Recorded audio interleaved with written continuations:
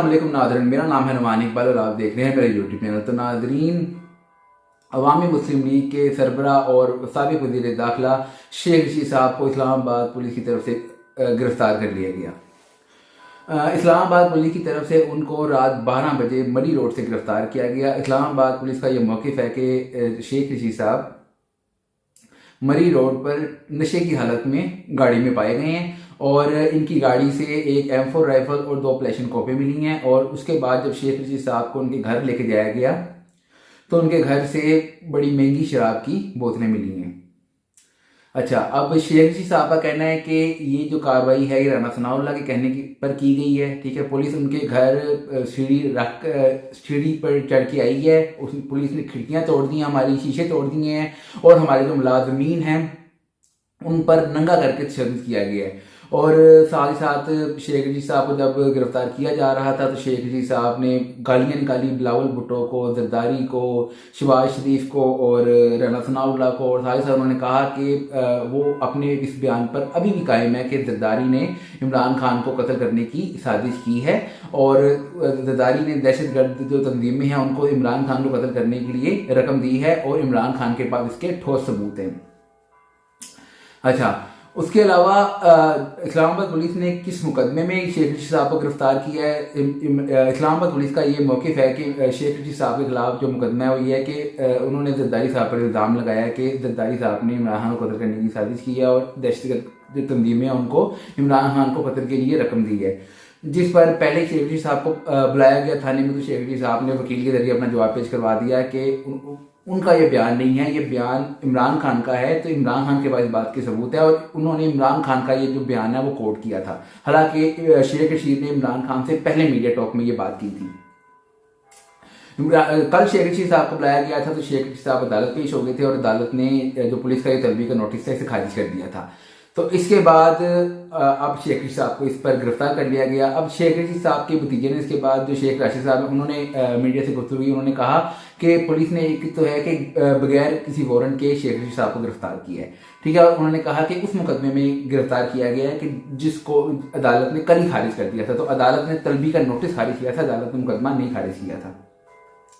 उन्होंने कहा कि हम ठीक है इस पर जो दरख्वास्त दायर करेंगे तो ही अदालत की, ठीक है, कि अदालत इस पर नोटिस लेके अदालत ने कल एक मुकदमा खारिज कर दिया था तो उस पर कैसे आज शेख रशीद साहब को गिरफ्तार किया गया है। ठीक है, तो उन्होंने कहा कि इंतकामी कार्रवाई है। ठीक है, इस पर इमरान खान साहब का भी मजम्मती बयान आ गया। इमरान खान साहब ने कहा ये तो इस गवर्नमेंट की सफाकत की इंतहा है। ठीक है, और ये लोग हमें मजबूर कर रहे हैं सड़कों पर निकलने पर। और इस वक्त जो मुल्क के मुआशी हालात हैं हमारा जो कंट्री है वो सड़कों पर जो अगवाम अगर सड़कों पर आ जाए उसका मुतहम्मिल नहीं हो सकता। अच्छा, अब नजर डालते हैं कल की खबरों पे। तो कल भी इमरान खान साहब ने कौम से खिताब किया। ठीक है, उससे पहले इमरान खान साहब ने कोई सीनियर सहाफ़ियों से मुलाकात की। सीनियर सहाफ़ियों से इमरान खान ने मुलाकात में कहा कि वो तो इस बात का इंतज़ार कर रहे थे कि जरदारी उनको मतलब कि जरदारी उनको हद की इज्जत का नोटिस भेजे, डेफेमेशन का नोटिस भेजे। उन्होंने कहा कि वो इस बात का इंतजार कर रहे थे कि जरदारी उनको अदालत लेके जाए, वो फिर अदालत में बताएंगे कि जरदारी ने किस किस को कत्ल किया हुआ है। ठीक है, और किस किस करप्शन के केसेस में जरदारी मुलव्वस है। खान साहब जब आपकी गवर्नमेंट थी तब तो आप कुछ साबित कर नहीं पाए, तो अब आप क्या बातें कर रहे हैं। उन्होंने कहा अच्छा, और ये वही उसी तरीके की बात कर रहे हैं कि मैं तो इंतजार कर रहा था कि ये लोग मेरे खिलाफ नो कॉन्फिडेंस मोशन कब लेके आते हैं, फिर मैं एक बॉल से 3 विकेटें लूंगा। ठीक है, ये वही बात कर रहे हैं खान साहब। ठीक है, और उसके बाद रोना शुरू कर दिया था। ठीक है, पहले इंतजार कर रहे थे और बाद में अमरीकी साजिश का रोना शुरू कर दिया था। तो खान साहब अगर आपके पास सबूत है, ठीक है, तो बारियां तेरियां मारने की बजाय आप जाके अदालत में सबूत दें कि जरदारी आपको कत्ल करने की साजिश कर रहा है, एजेंसियों को सबूत दें। यार मतलब कि किसी पे भी आप इल्जाम लगा देती हो और कोई सबूत नहीं, सिर्फ वही मैंने कह दिया तो भाई यही ठीक है, मैं अब अपनी बात पे कायम हूँ। और जो इमरान खान के जो वो चाहने वाले हैं वो इसी बात पे झूमते हैं और इसी बात को आगे करते हैं कि भाई जरदारी ये है तो जरदारी वो है। अगर आप प्लीज़ अदालत इस पर कोई कार्रवाई करे। ठीक है, और जल्दी डेफेमेशन के केसेस अदालत निपटाए। पहले डेफेमेशन के केसेस 10-10 साल से चल रहे हैं। तो ये खान साहब को पता है ना, खान साहब को सारे लूप होल पता है कि यार जो पहले नहीं कोई इस पर फैसले हो रहे तो अब कहाँ से फैसले हो जाने हैं। अच्छा, इसके अलावा फिर खान साहब ने उसके बाद एक कौम से खिताब किया। अच्छा, खान साहब ने कहा कि जो एक तो बहुत अफसोसनाक, सबसे पहले तो खान साहब ने मजम्मत की जो पेशावर में पुलिस लाइन पर कुछ धमाका हुआ है। ठीक है, पुलिस लाइन की मस्जिद में। तो खान साहब ने कहा कि उस पर पहले मजम्मती बयान दिया, फिर उसके बाद खान साहब ने कहा कि वो चीज़ मेरे पे डाली जा रही है। खान साहब ने कहा कि मैं उस बात का कैसे जिम्मेदार हो सकता हूँ, मेरी तो वहाँ पे गवर्नमेंट ही नहीं है अब। ठीक है, उन्होंने कहा कि मेरी जब गवर्नमेंट थी केपीके में, ठीक है, उन्होंने कहा मैं उस बात का जिम्मेदार था कि मार्च अप्रैल तक जो मेरी गवर्नमेंट थी तब तक मैं जिम्मेदार था, लेकिन अब मैं जिम्मेदार नहीं हूँ। उन्होंने कहा कि हमारी गवर्नमेंट 10 साल रही है केपीके में, ठीक है, उन्होंने कहा हमारी 10 साल की गवर्नमेंट में कोई दहशतगर्दी का वाक़या पेश नहीं आया। ठीक है, तो उन्होंने कहा कि अगर अब क्यों मतलब कि ये वाक़ये पेश आ रहे हैं, ठीक है, अब क्यों इनसे मईशत नहीं संभल रही, तो ठीक है, क्योंकि उन्होंने कहा कि मैं 3 मामलों पे आया हूँ। उन्होंने कहा मैं एक मईशत पे बात करूंगा, एक इलेक्शन पे बात करूंगा और एक दहशतगर्दी पे बात करूंगा। उन्होंने कहा कि अब इसी दहशतगर्दी को ढाल बढ़ा के ये लोग इलेक्शन मुलतवी करने का सोच रहे हैं। ठीक है, उन्होंने कहा ये लोगों को खुद सोचने पे मजबूर कर रहे हैं, ठीक है, गलत सोचने पे मजबूर कर रहे हैं। उन्होंने कहा कि अभी एक दिन पहले दहशतगर्दी का वाकया पेश आया है और आज केपीके के जो गवर्नर उसने खत भी लिख दी है कि इलेक्शन मतलब कि जितने भी केपीके ने जो गवर्नर है उन्होंने खत लिखा है, ठीक है, इलेक्शन के पाकिस्तान को कि जितने भी स्टेक होल्डर्स हैं वो सारे बैठकर जो अभी दहशतगर्दी के वाकयात हो रहे हैं सूबे के अंदर उसको मंदिर नजर रखते हुए, ठीक है, सोचें कि मतलब इलेक्शन मुलतवी करने हैं, ये इलेक्शन अभी करवाने हैं। ठीक है, उन्होंने ये बात की है, उन्होंने अपने खत में कहा है। साथ ही साथ गवर्नर पंजाब ने भी खत लिखा, उन्होंने कहा कि मुल्क इस वक्त बहुत मुआशी बुरान का शिकार है, तो सारे जो स्टेक होल्डर हैं वो इस बात पर सोचें और मिल बैठकर एक कंसेंसस क्रिएट करें कि इलेक्शन मुल्क में कब होनी चाहिए, क्योंकि मुख्तलिफ तजज़ियाकारों का ये कहना है कि जो इलेक्शन है ये लोग लेके जा रहे हैं जनरल इलेक्शन के साथ। वो पंजाब और केपी के इलेक्शन अभी नहीं करवाना चाह रही हुकूमत, और वो इलेक्शन लेके जाना चाह रही है 2023 में ही करवाने हैं, लेकिन अक्टूबर में जब जनरल इलेक्शन नेशनल असेंबली के होंगे। अच्छा, इसके बाद उन्होंने जनरल बाजवा की जिक्र किया इमरान खान साहब ने। तो इमरान खान साहब ने कहा कि सबसे पहला जो जुल्म इस कौम के साथ किया वो मुशर्रफ ने किया 2008 में, जब उन्होंने इन चोरों को और करप्ट लोगों को एनआरओ दिया, और जो दूसरा जुल्म किया वो बाजवा ने किया, फिर दोबारा से इन चोरों और करप्ट लोगों को एनआरओ 2 देके। उन्होंने कहा कि जब तक बाजवा अच्छे काम कर रहा था तब तक हम लोग सेम पेज पे थे। उन्होंने कहा कि बाजवा से उनका पहला इख्तिलाफ तब हुआ जब बाजवा ने कहा कि वो इन चोरों को डकैतों को एनआरओ 2 देगा। ठीक है, तो खान साहब जब वो बाजवा ये बात कह रहा था तो यार आपने तब कौम को बताना था कि यार ये देखो मेरा चीफ ऑफ आर्मी स्टाफ में से क्या बात कर रहा है कि इन चोरों को एनआरओ 2 दो, लेकिन उस वक्त आप मजे ले रहे थे।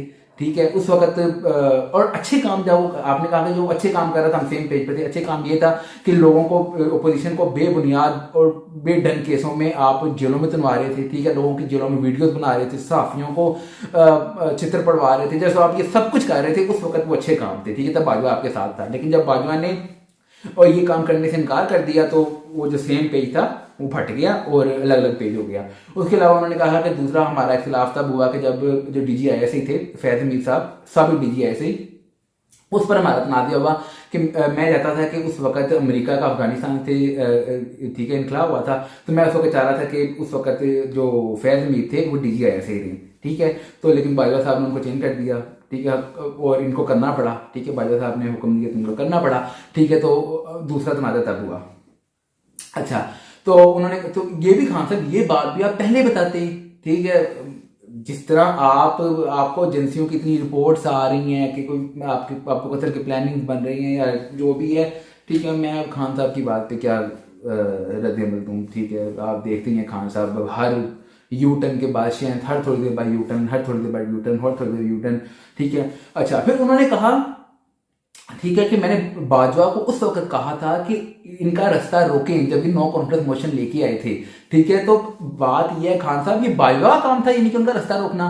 ये चीफ ऑफ आर्मी स्टाफ का काम है कि पार्लियामेंट में अगर नो कॉन्फिडेंस मोशन आ रही है तो चीफ ऑफ आर्मी स्टाफ जाके उनका रास्ता रोके, बंदे चुकवाए। ठीक है, ठीक है, मतलब उनको लेकिन बात यह है ना कि खान साहब को इन आदतों मतलब कि ये आदतें डाली गई हैं। ठीक है, तो खान साहब उस पर कंफर्म है। ठीक है, खान साहब के जो हवारी हैं और खान साहब के इनके चाहने वाले हैं वो बैठ के यूट्यूब पर और मुख्तलिफ जगहों पे ये कहते हैं कि वाह वाह वाह वाह वाह, ऐसा एंटी इस्टेब्लिशमेंट तो आज तक पैदा ही नहीं हुआ। जो नवाज शरीफ है वो ज़िया की गोद में आया और जो भुट्टो था वो अयूब की गोद में आया, लेकिन ये अपने बल पे बना। और भाईजान ये किसकी अपने बल पे जो बना है ना, ठीक है, सारी अवाम बेहतर जानती है।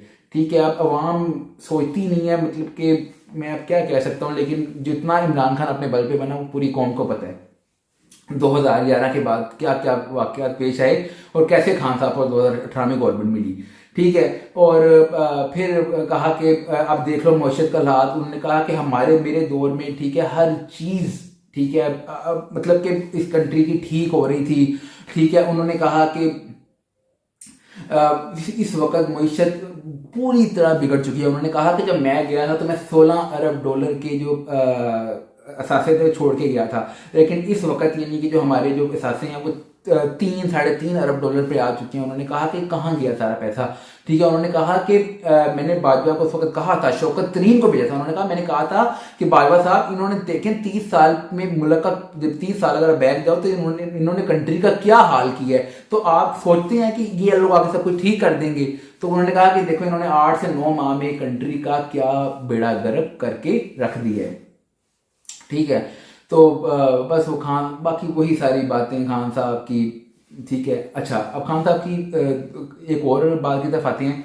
खान साहब पर एक जो केस चल रहा है, खान साहब की जो मुबीना बेटी है, ठीक है, टेरन वाइट, ठीक है, उसके खिलाफ खान साहब का जो केस चल रहा है कि खान साहब को नाअहल किया जाए। खान साहब ने अपनी किसी भी कागजात नामजदगी में उस बेटी का, मुबीना बेटी का जिक्र नहीं किया। तो उस पर खान साहब ने कल, उसकी जो केस चल रहा है इस्लामाबाद हाई कोर्ट में खान साहब की नाअहली का, खान साहब ने उसमें अपना जवाब जमा कराया, क्योंकि आज उसकी समाअत होनी है। खान साहब ने अच्छा जो इस बात का जिक्र बिल्कुल नहीं किया कि वो उनकी बेटी है या नहीं है या बेबुनियाद इल्जामात हैं। खान साहब ने अपना जवाब ये जमा कराया है। उन्होंने कहा है कि सबसे पहले तो वो नेशनल असम्बली की सीट ही छोड़ चुके हुए हैं, ठीक है, वो नेशनल असम्बली के मेंबर ही नहीं है, तो उन पर अब ये केस लागू होता ही नहीं है। ये ठीक उसी तरीके से खान साहब ने कहा कि जिस तरह फैसल वाडा ने सेनेट की जो सीट थी वो छोड़ दी थी, उसने कहा था कि अब मेरी नाअहली बनती नहीं है क्योंकि मेरे पास सीट ही कोई नहीं है, ठीक है। तो खान साहब ने भी यही कहा कि मेरी अब मतलब ये मेरे पे ये केस एप्लीकेबल ही नहीं होता क्योंकि मैं तो अब नेशनल असेंबली का मेंबर ही नहीं हूँ, मैं तो सीट ही छोड़ चुका हूँ, ठीक है। और दूसरा खान साहब ने ये बात की, उन्होंने कहा कि केस जो इस केस की जो केस ये सुन रहे हैं वो इस्लामाबाद के चीफ जस्टिस है जस्टिस आमिर फरूक। तो इमरान खान ने कहा कि 2018 में यही जज आमिर फरूक साहब ही ये केस सुनने से माजरत कर चुके हैं। तो जो जज पहले एक केस सुनने से माजरत कर चुका है वो दोबारा ये केस नहीं सुन सकता है, और अगर सुन सकता है तो कैसे सुन सकता है, तो ये उसकी दायरा कार में ही नहीं है। तो खान साहब ने इस बुनियाद पर कहा कि ये एप्लीकेशन खारिज की जाए।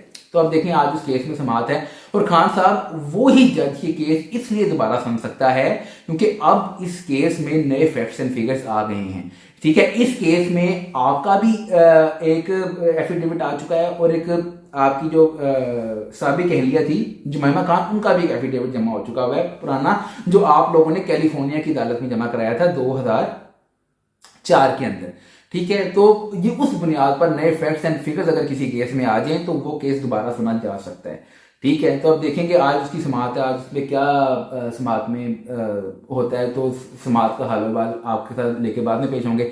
इसके अलावा पाकिस्तान तहरीक इंसाफ के रहनुमा फवाद चौधरी साहब को कल मशरूत जमानत दे दी गई है, और फवाद चौधरी को इस शर्त पर जमानत दी गई है कि आइंदा के बाद फवाद चौधरी साहब किसी भी रियासती इदारे के खिलाफ फर्जा सराई नहीं करेंगे, और जो कुछ उन्होंने बोला है वो आइंदा के बाद नहीं बोलेंगे, ठीक है। और साथ ही साथ फवाद चौधरी साहब को कहा गया कि वो 20,000 के जमानती में चल के जमा करें अदालत में। इस्लामाबाद की सेशन अदालत ने ये फवाद चौधरी साहब को जमानत दी है, लेकिन फवाद चौधरी साहब उसी तरीके से जब वो बाहर निकले तो उन्होंने कहा कि इलेक्शन कमीशन ऑफ पाकिस्तान के खिलाफ, फिर उन्होंने कहा कि चीफ इलेक्शन कमिश्नर को चाहिए कि वो सेक्रेटरी इलेक्शन कमीशन को बुलाए और बुलाकर कमरे में छितर मारे कि यार तूने कितना गलत मशवरा दिया था मुझे।